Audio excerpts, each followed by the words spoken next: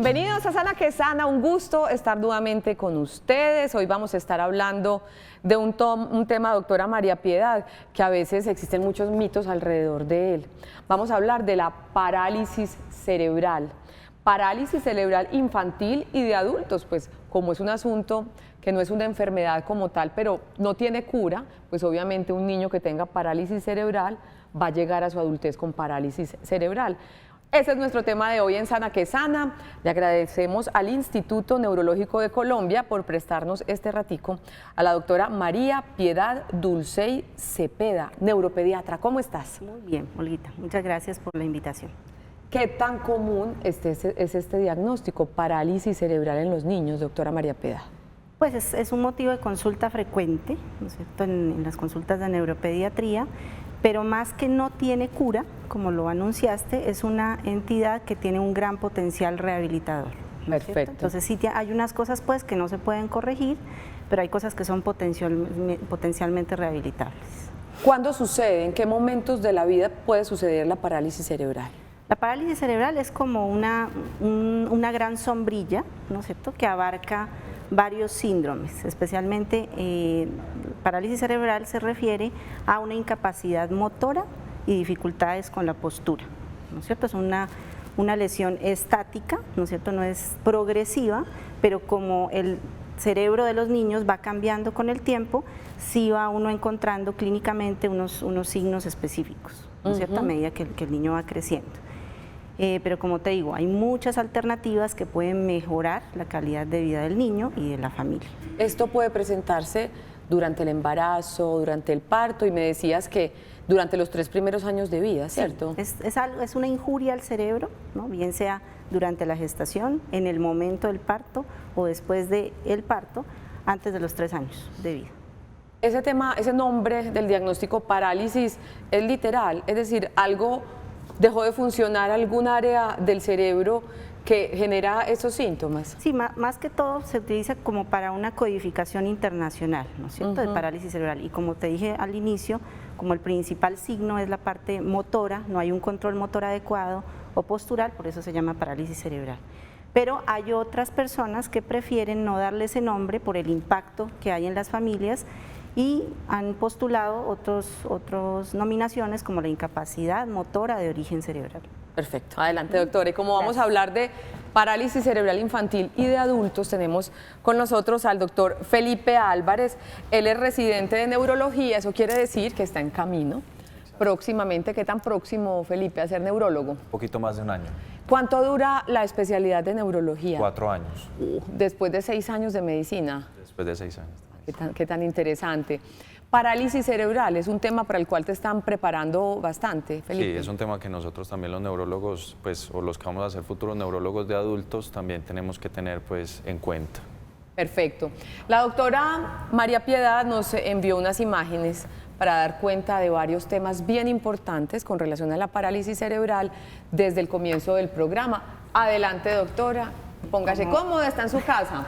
Como habíamos abierto, ¿no es cierto?, la parálisis cerebral se refiere pues a una incapacidad para tener un buen control motor o postural. Entonces esta clasificación es una clasificación de función motora.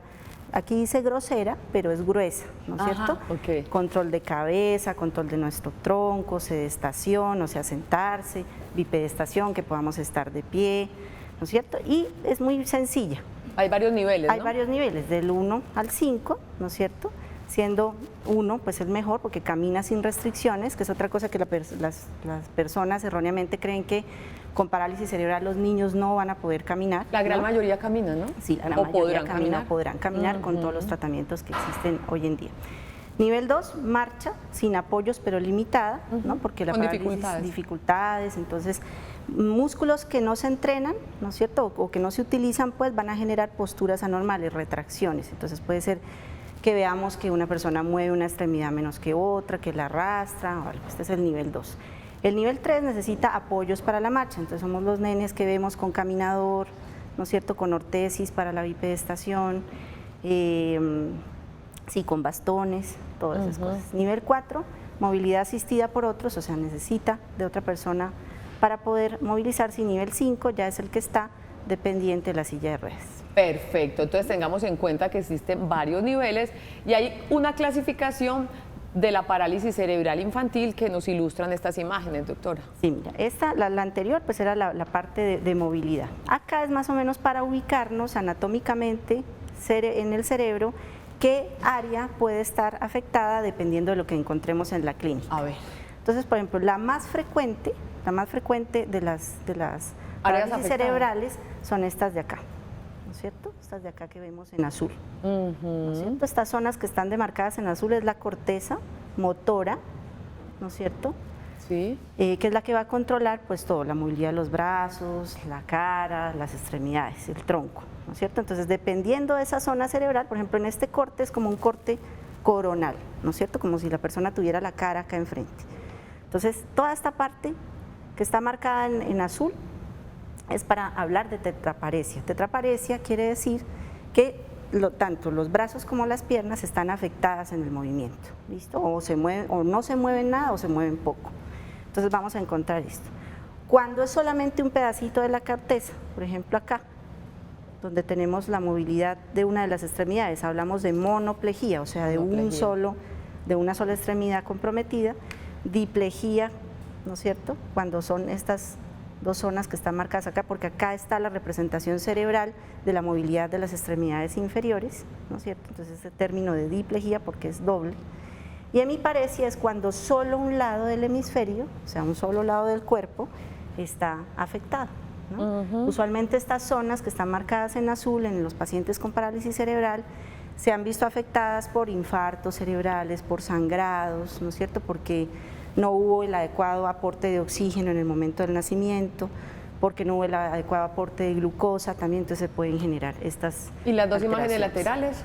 Listo, entonces esto es lo más frecuente Sí. que vamos a encontrar. Distonía. Distonía es también otra manifestación clínica normal, motora, en donde tenemos la contracción al mismo tiempo de músculos agonistas y antagonistas. ¿Qué quiere decir eso? Que por ejemplo, bueno, nosotros tenemos libremente nuestro movimiento de los brazos y las piernas, pero en las distonías es como si yo tuviera mi brazo todo el tiempo así, contraído.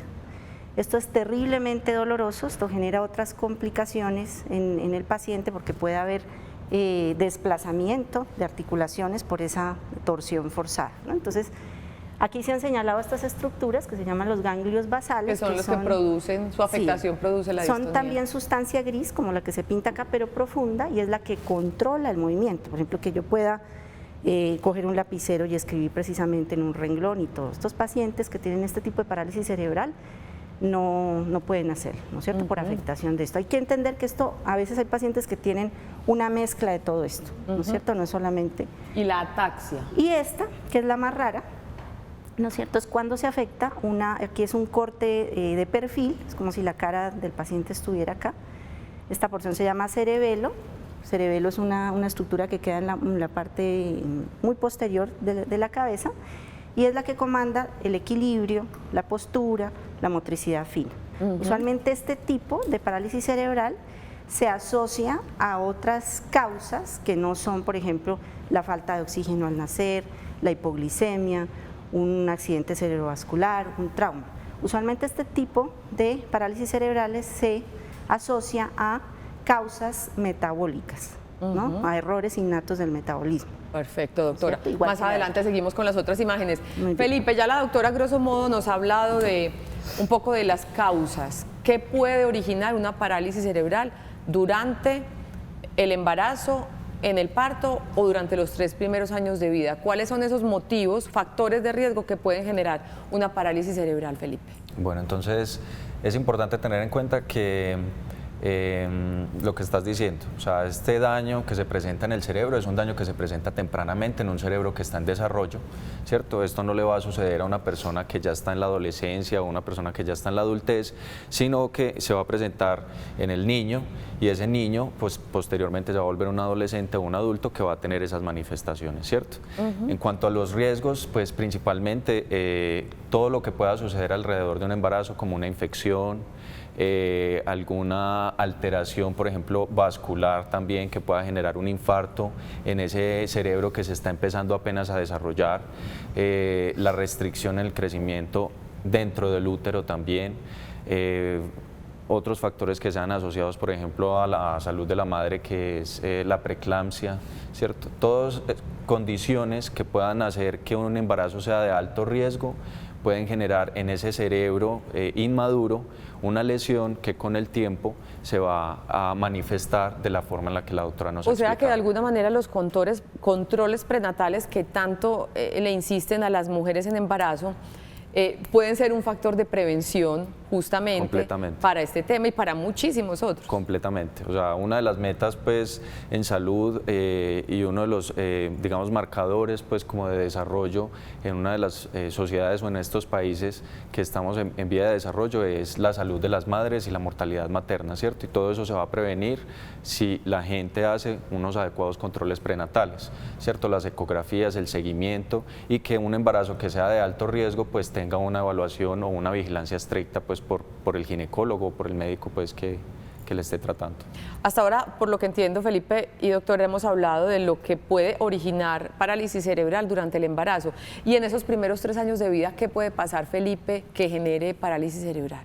En esos primeros 3 años de vida también pueden suceder infecciones. La meningitis es una de ellas, la meningitis, por ejemplo, la encefalitis, ¿cierto? Son causas que pueden ser frecuentes en la infancia y que pueden generar posteriormente todo este tipo de secuelas o manifestaciones motoras, pues también, que la parálisis cerebral se enmarca principalmente por esa alteración motora, pero que asociado también puede tener secuelas cognitivas y también puede haber otras alteraciones como una epilepsia. Perfecto. Sensoriales también. Sensoriales. Compromiso auditivo, visual. Visual. 305-316-6560 en nuestra línea de WhatsApp. Parálisis cerebral infantil y de adultos. Es nuestro tema de hoy en Sana que Sana. Sus inquietudes muy bienvenidas a esta línea. Parálisis cerebral entonces no es sinónimo de retardo mental, de algún problema de discapacidad intelectual. No siempre. ¿Por? Mira, como habíamos hablado desde el principio, casi el 70%, el 60% de los pacientes tienen movilidad, o sea, pueden caminar, ¿cierto? Y no todos ellos, dependiendo de las áreas anatómicas que estén comprometidas, no tienen por qué tener compromiso cognitivo, ¿no?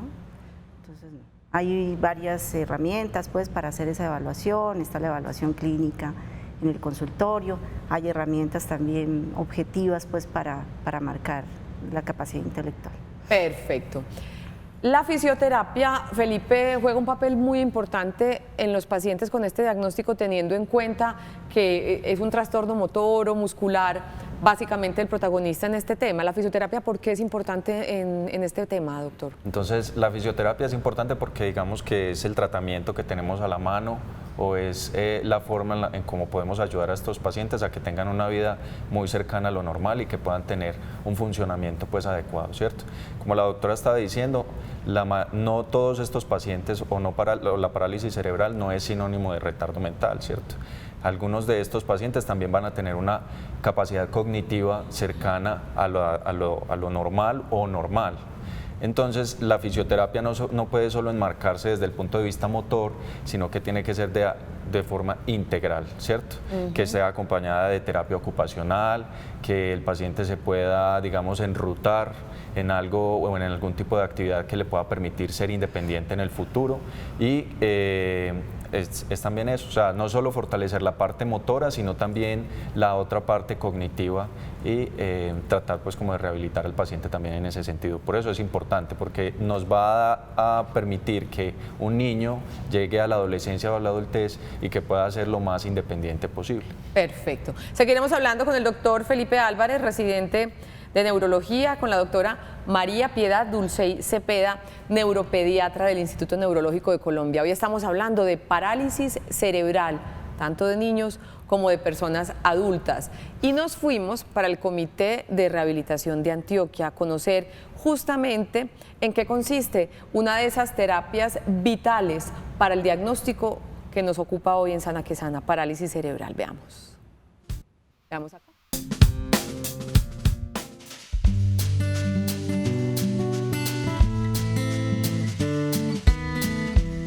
Los procesos terapéuticos en los niños con discapacidad, en este caso con parálisis cerebral, son fundamentales. Sabemos que la parálisis cerebral es un trastorno en el movimiento y en la postura que hace que el niño se le vean afectados todos sus procesos, todas sus áreas del desarrollo. Miguel, vamos a quitarnos las medias para que hagamos los estiramientos bien chévere. Súper bien, vamos a poner esta y la otra. Nosotros acá en el comité buscamos que estos niños, de acuerdo a su edad, de acuerdo a las características propias, buscamos estimular todas las áreas del desarrollo, que el niño vaya adquiriendo los hitos del desarrollo motor, es decir, que sostenga su cabeza, que se siente, que se desplace, pero siempre apuntamos a una finalidad importante, que es que el niño vaya siendo lo más independiente acorde a su ciclo vital. 1, 2 y 3. 1, otra patadita. 2, otra patadita. 3, 4. También hay actividades muy puntuales de acuerdo a lo que cada niño tenga. Entonces ahí es donde enseñamos ejercicios de fortalecimiento, de estiramiento, de posicionamiento. Pero como te digo, es un espectro grande que trae consigo terapias muy puntuales para cada chico. Desde que asisto al comité de rehabilitación he visto mucha mejoría en el niño en cuanto a la motricidad fina y hasta la estabilidad que él ha tenido en el momento, por lo que a él le dificultaba tanto la estabilidad en caminar. Un piecito en un lado, un piecito en el otro. Muy bien, vamos mirando por dónde caminamos. Uy, Miguel, excelente. No nos podemos dejar caer. Una familia tranquila, una familia empoderada, una familia que la estemos acompañando en este proceso que de una u otra forma es complejo. Si abordamos bien una familia, tenemos un chico feliz y lo más seguro es un niño que va a avanzar bastante. Nuestra familia ha sido mucho más unida en ver la evolución del niño, las terapias que hemos tenido, hemos aprendido mucho en familia, ayudarle a él para poderse desarrollar mejor y poder aprender mucho más cosas con nuestras habilidades que estamos adquiriendo acá en nuestro comité de rehabilitación. También buscamos una familia que esté tranquila, que esté empoderada, que venga acá y goce y disfrute pues de este proceso de rehabilitación, y para eso también tenemos el área de psicología y trabajo social, y nos acompaña también pues como de cabecera está la médica fisiatra. Ha sido excelente, la atención desde la entrada, el saludo siempre, el abrazo y ese acogimiento que nos reciben todos los fisioterapeutas, los que nos atienden en la recepción, todo eso es excelente.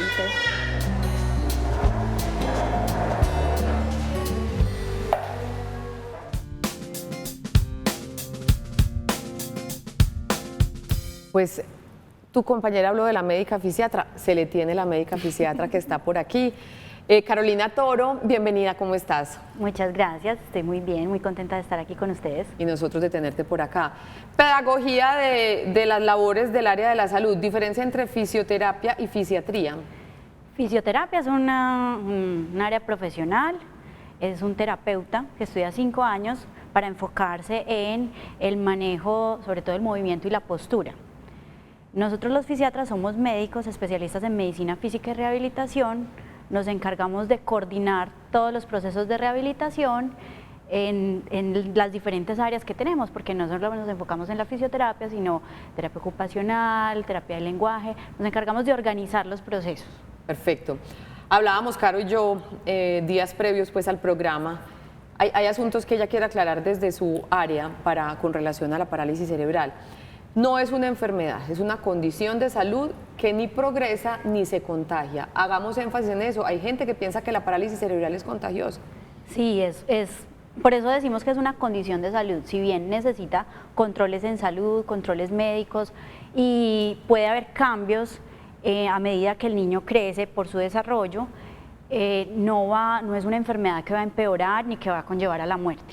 Hay un pequeño porcentaje, un muy pequeño porcentaje, solamente un 10% de los niños con parálisis cerebral no van a llegar a la vida adulta. Son los niños que tienen una condición más compleja, más grave, y que desafortunadamente fallecen por una complicación asociada, pero no por la parálisis cerebral. ¿Y lo del contagio? El contagio no va a pasar nada porque un niño con parálisis cerebral esté en el colegio, esté interactuando, de hecho a eso nos enfocamos ahora en rehabilitación, que esté con otros niños, que pueda participar en la sociedad, porque en realidad pues no va a pasar nada porque un niño con PCE esté interactuando con otros. Nos decía la doctora María Piedad que la mayoría de personas con parálisis cerebral pueden caminar o podrían llegar a caminar. Sí. De hecho, la doctora mostró la clasificación de la función motora gruesa, donde los 3 primeros niveles, 1, 2 y 3, son niños que caminan, ¿cierto? Y es la mayoría de usuarios o de pacientes con parálisis cerebral. El nivel 4 y 5 ya son niños que son más dependientes en términos de movilidad, pero inclusive pueden hacerlo de manera independiente ya con un tipo más avanzado de tecnología. Gracias ahora a las sillas de ruedas motorizadas les podemos generar independencia para que ellos puedan decidir a dónde ir sin necesidad de un cuidador. Hay personas, niños con parálisis cerebral que es tan poco evidente en su fisonomía y digamos en los síntomas que tiene, que de pronto no se dan cuenta que tiene la parálisis y se demoran en consultar para empezar con la fisioterapia y el acompañamiento, ¿o no? No, no, porque pues afortunadamente nosotros tenemos buenos programas de seguimiento, de crecimiento y desarrollo, cada vez vamos mejorando, entonces se detecta tempranamente por un retraso en el desarrollo motor. Ese nivel más leve, que es el nivel 1, de pronto va a ser un niño que solamente camina en puntas de pies cuando ya empezó a caminar, pero generalmente los padres consultan por eso, porque es algo que a todos les llama la atención. Si bien puede que no necesite mucho tratamiento ni mucha terapia, puede que no vaya a cambiar ese tipo de marcha, por más terapia que le hagamos, pero no va a causar mayores problemas. Entonces es muy visual y a la gente sí le llama la atención y consultan. Además de mejorar el caminar, ¿qué puede ayudar a los pacientes? En otras áreas, ¿cómo se puede ayudar positivamente a los pacientes con parálisis cerebral desde la fisioterapia? Bueno, de hecho, actualmente la tendencia en rehabilitación es hacer menos fisioterapia y hacer más otras cosas. Porque si bien es una condición motora, puede que esa condición motora no se modifique, pero anteriormente pensábamos que eso era lo único que se tenía que trabajar. Entonces teníamos el adulto con parálisis cerebral que se quedó haciendo fisioterapia toda la vida y no fue al colegio, no hizo un proyecto de vida, entonces un adulto de 30 años que lo tratan como un niño en la casa y que en el momento en que nosotros les decimos a las familias, cuando ya no esté su papá, su mamá, ¿qué va a hacer de él? Porque no se hizo un proyecto de vida. Entonces la orientación actual en rehabilitación es más si bien hay que hacer terapia física, porque hay que hacer ejercicio, porque hay que estar activo, hay que trabajar desde lo ocupacional, desde ser independiente. Pueden ser independientes, pueden, como cualquier otro niño, vestirse, bañarse, comer solos, más adelante ir al colegio, hacer amigos, todo esto, y todo esto lo podemos apoyar desde todas las áreas de la rehabilitación. El aprendizaje, lo visual, la comunicación, todo eso se puede trabajar desde la fisioterapia y no solo lo físico, sino el resto de asuntos. Tú nos hablabas de algo de la teoría de las palabras F, de asuntos básicos que necesitan las personas con parálisis cerebral. ¿De qué se trata eso? Sí, esto es desarrollado por el CanChild, que es el Instituto para la Discapacidad Infantil de la Universidad de McMaster, en cabeza del doctor Peter Rosenbaum, que es un pediatra del desarrollo, y ellos pensaron en qué era lo más importante para los niños, ¿cierto? Y lo que es importante para los niños, pues es lo más importante para los niños con discapacidad. Y no es centrarse solamente en que camine, sino en que nosotros caminamos para estudiar, para hacer amigos, para ser felices. Entonces desarrollaron esta teoría, son 6 palabras, nos hablan primero de la forma física, y es estar activos. Si bien puede que tenga dificultad para caminar, igual debo hacer ejercicio, ¿cierto? Entonces al niño no lo deben dejar sentado en la clase de educación física, sino adaptarle la clase para su capacidad y que esté activo. Y que cuando sea adulto no tenga un mayor riesgo cardiovascular porque fue sedentario toda su vida. Los amigos como promotores del aprendizaje, el juego como promotor del aprendizaje, que es otra de las F, fun o diversión, La familia es súper importante que se apropie y que primero acepte al niño y que promueva todas estas cosas para que construyan ese proyecto de vida.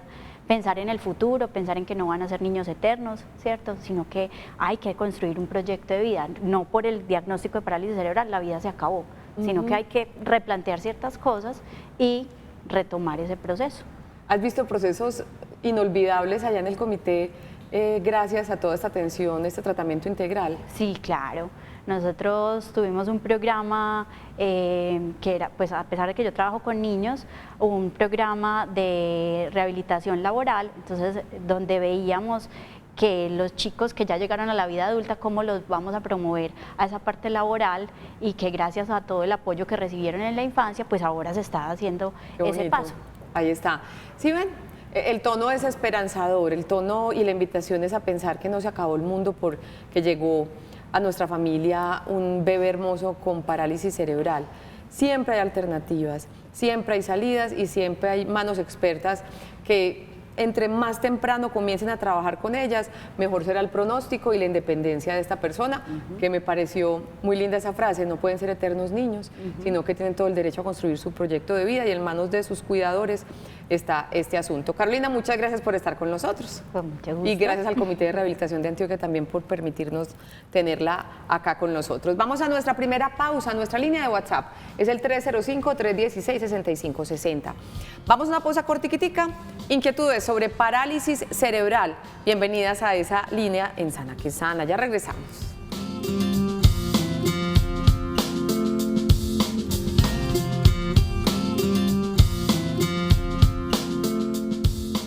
Regresamos a Sana que Sana. Hoy nuestro tema es la parálisis cerebral infantil. Convulsiones, algunos de sus síntomas, tono muscular muy rígido o muy flácido, dificultad para tragar, babeo excesivo, dificultad para succionar, demora en desarrollar habilidades motoras, movimientos ondulatorios y lentos.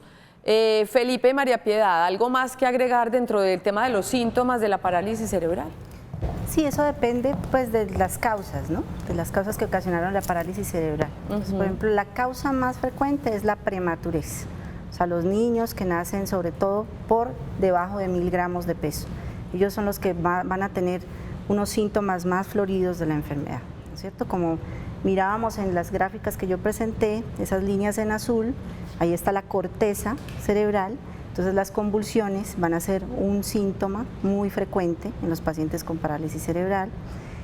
Lo que tú hablabas ahí, la hipotonía, pues que es el tono flojito, o la hipertonía o la espasticidad, ¿no es cierto?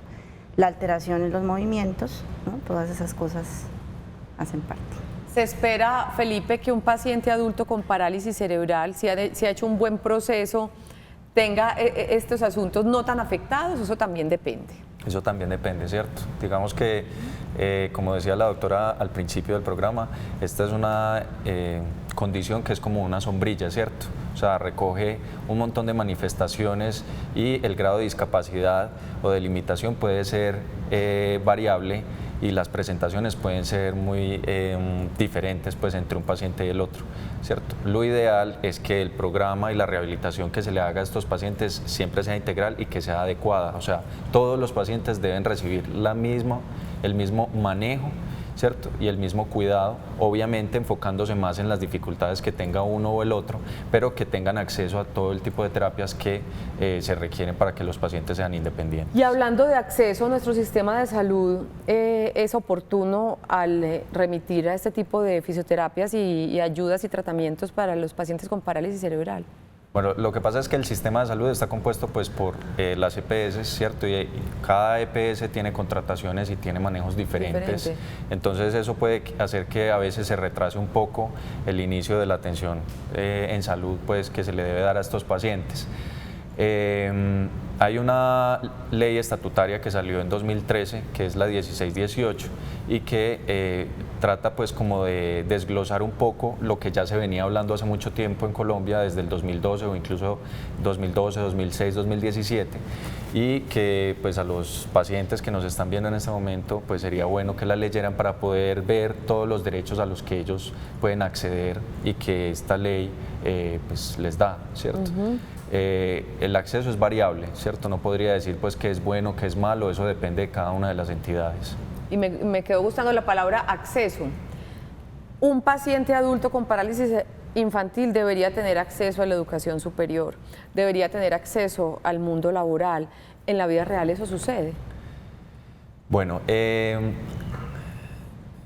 puede que no sea lo más común, ¿cierto? O sea, como decía ahora la doctora, pues a veces los familiares tratan a estos niños como si fueran unos niños eternamente, ¿cierto? Y a veces hay un poco de limitación por parte de las familias para poderles pues como dar como todo este tipo de acceso.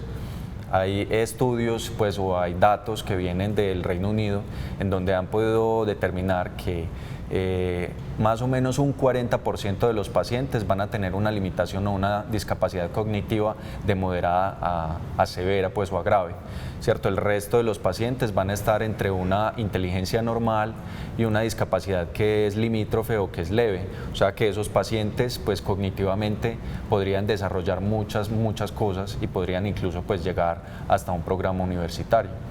Y así debería ser. Exacto. Debería ser así. Muy bien, doctora, volvamos a nuestra clase. Tenemos otras imágenes para volver a retomar el tema fisiológico de este asunto que estamos tratando hoy en Sana que Sana, la parálisis cerebral. Esta hubiese sido bueno pasarla antes de la otra, pero bueno. Aquí está también un corte, bueno, la primera acá es un corte sagital, o sea, la cara de la persona está acá, la espalda está acá, Ya. o sea, de perfil. Entonces esta zona que se ha pintado aquí en rojo es la zona somática primaria, que es la que controla todas nuestras funciones motoras.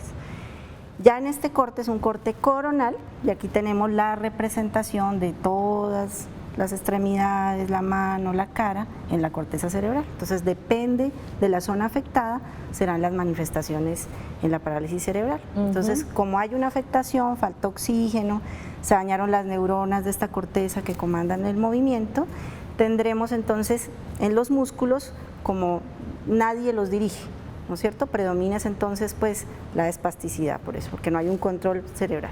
Y aquí también es, digamos, una recapitulación del área afectada según el área afectada en el cerebro. Según el área afectada en el cerebro. Entonces, monoparesia cuando afecta a un solo miembro, ¿no es cierto? Puede ser el brazo o una pierna, pero más frecuentes en las extremidades superiores. Diplegia, como lo habíamos nombrado, a ambas extremidades. Hemiplegia es cuando es un lado, o hemiparesia. La diferencia entre hemiplegia y hemiparesia es que hemiplegia no pueden moverse tanto, están casi estáticos, y la hemiparesia hay a un grado mayor de movilidad, pero hay debilidad, y la tetraparesia o cuadriparesia es cuando compromete las cuatro extremidades.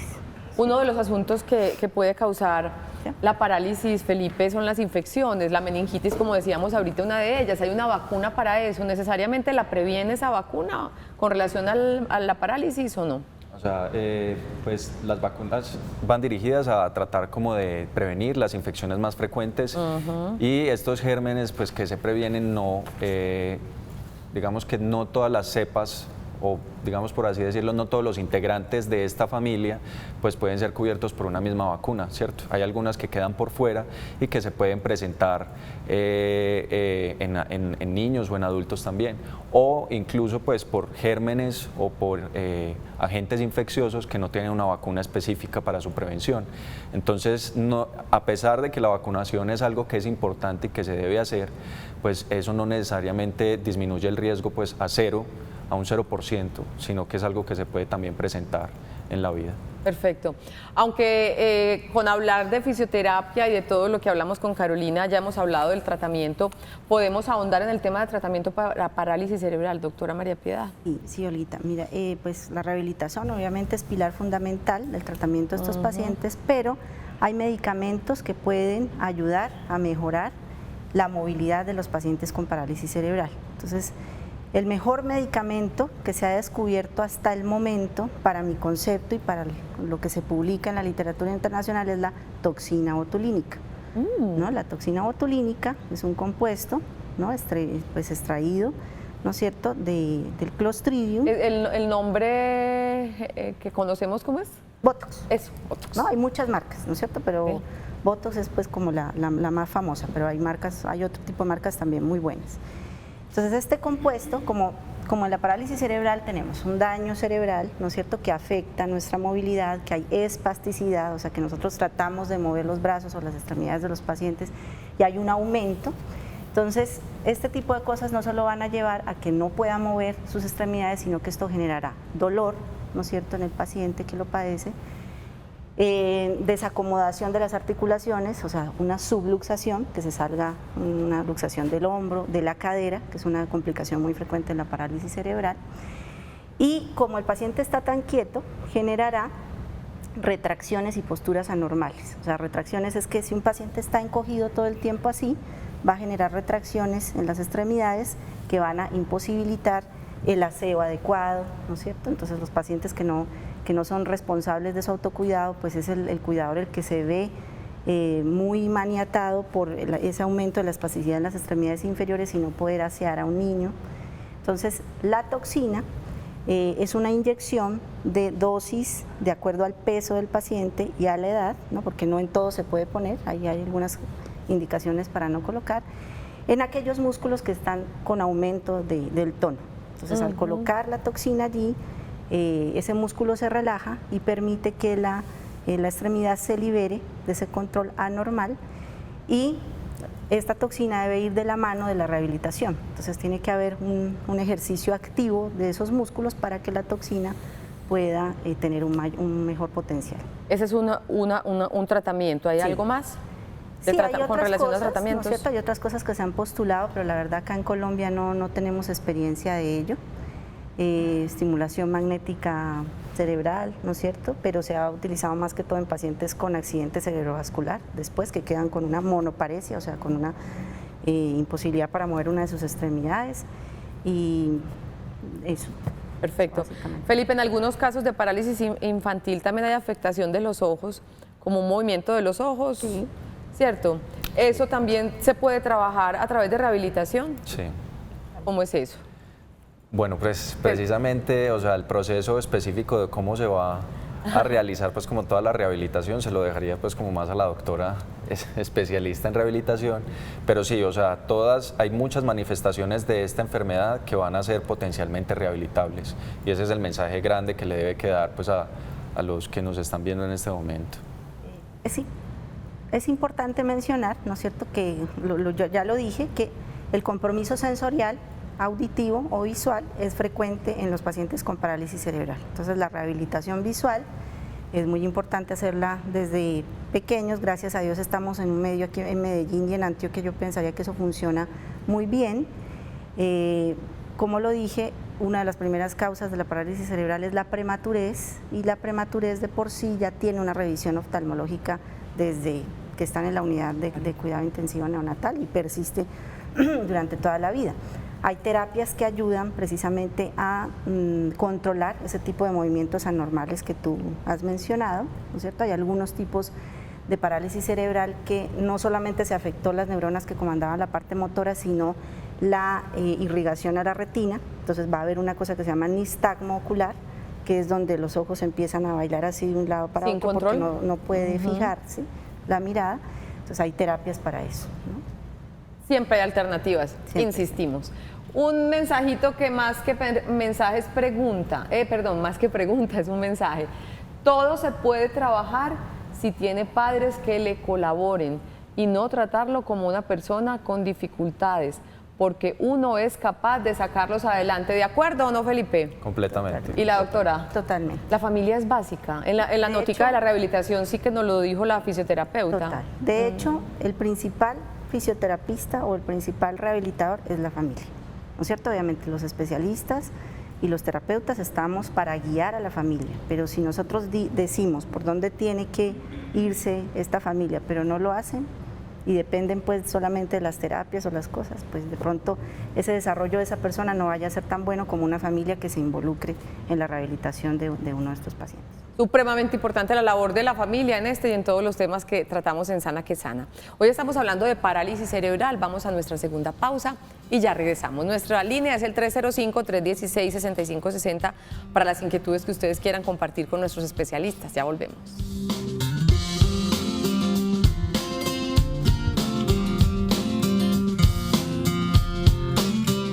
Y para seguir hablando de parálisis cerebral, ahorita con Felipe y María Piedad hablaremos de esas complicaciones que debemos prevenir en un paciente con este diagnóstico. Salud oral, Felipe, porque es importante estar muy pendientes de eso en ellos. Bueno, importante pues por todas las infecciones que se pueden presentar asociadas y porque pues también podemos presentar otras complicaciones desde el punto de vista infeccioso como las endocarditis o bacteriemias, que es cuando hay bacterias que entran a la sangre y que la cavidad oral, es una vía de acceso pues a la que puede llegar. Ahora, lo otro es porque desde el punto de vista de mantener una salud oral adecuada, pues podemos utilizar otro tipo de alimentos en estos niños o adultos y eso puede pues facilitar también el proceso de nutrición en ellos. Entonces el odontólogo debería ser parte de esos cuidados cotidianos para los pacientes con parálisis cerebral. Estreñimiento y problemas de deglución.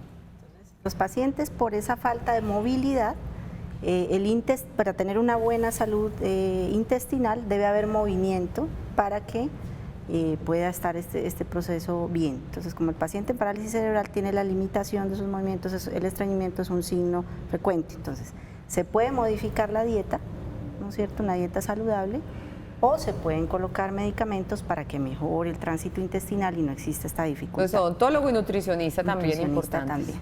Y la parte de la deglución es importantísimo el papel del terapista en fonoaudiología, especialista en terapia de deglución, ¿no es cierto? Desde los exámenes, porque la deglución se hace en varias etapas, preoral, oral y faringea, ¿no es cierto? Entonces tenemos que determinar dónde está fallando el mecanismo de la deglución, o sea, de tragar, para que la terapista enfoque este tipo de proceso mejor, para que el paciente no tenga riesgo de neumonías aspirativas.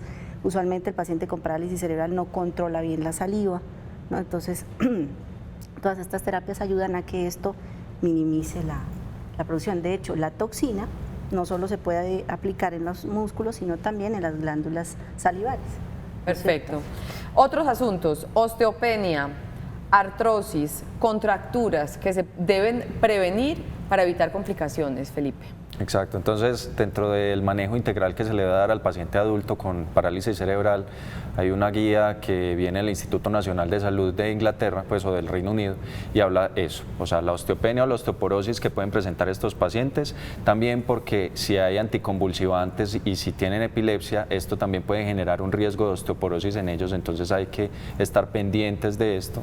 Y lo otro, pues las contracturas que pueden hacer, también puede haber desviación, puede haber artrosis o puede haber alguna alteración articular que puede generar dolor y limitación e incapacidad funcional.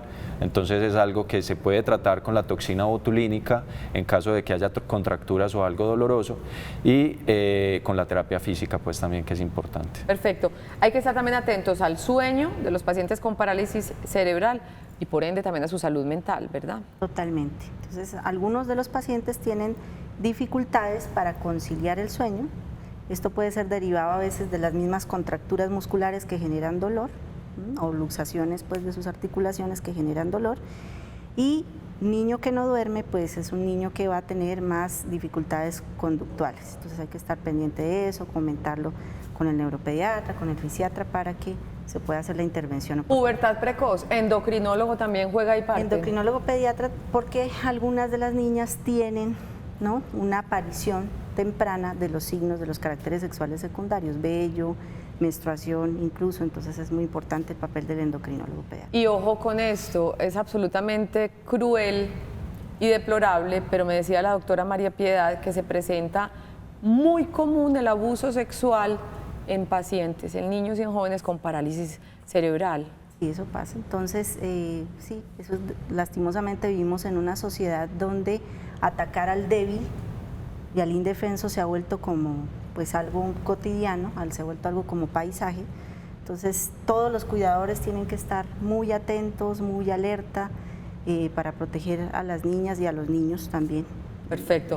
Conclusión desde tu mirada de la parálisis cerebral en adultos, de pronto una invitación a la inclusión. Exacto, o sea, a incluir a estos pacientes, a que los neurólogos y a los médicos que estemos en contacto con ellos hagamos un manejo integral pues, de estos pacientes, que cada paciente es diferente, cada paciente tiene necesidades diferentes, uno tendrá unas necesidades motoras más específicas, otro unas necesidades cognitivas. La enfermedad mental también es común, incluso mucho más común la fatiga y la depresión en los pacientes adultos con parálisis cerebral, que es algo a lo que tenemos que estar pendientes como médicos para poder mejorar el objetivo principal de ellos, que es la calidad de vida. Doctora María Piedad, 10 segunditos para la suya. Salió cabeceada. No, no, yo pues lo que les digo, o sea, siempre no quedarnos solamente pues con el rótulo de que la parálisis cerebral es una condición donde ya nos vamos a morir y el paciente no tiene ninguna oportunidad y ya no hay nada más que hacer. Todo en medicina se puede mejorar, aún incluso la parálisis cerebral. Tenemos ahorita unas herramientas muy poderosas desde la parte de rehabilitación, desde la parte educativa. Listo, a la doctora María Piedad Dulcey Cepeda, neuropediatra del Instituto Neurológico de Colombia, y a Felipe Álvarez, médico y ya casicito neurólogo. Gracias por estar con nosotros, a ustedes por su compañía. Mañana un tema del que se está escuchando hablar últimamente, se llama fibromialgia. Desde hace ratico, y es bien complicado a veces, pero sí hay alternativas y mañana se las tendremos. Tendremos psicólogo, tendremos fisioterapeuta, tendremos nutricionista, varios especialistas que nos van a hablar de la fibromialgia y de las alternativas para darle calidad de vida a las personas con este diagnóstico. Nos despedimos, mañana nos vemos a las 11 de la mañana en el programa Saludable del canal Televida. Sana que sana.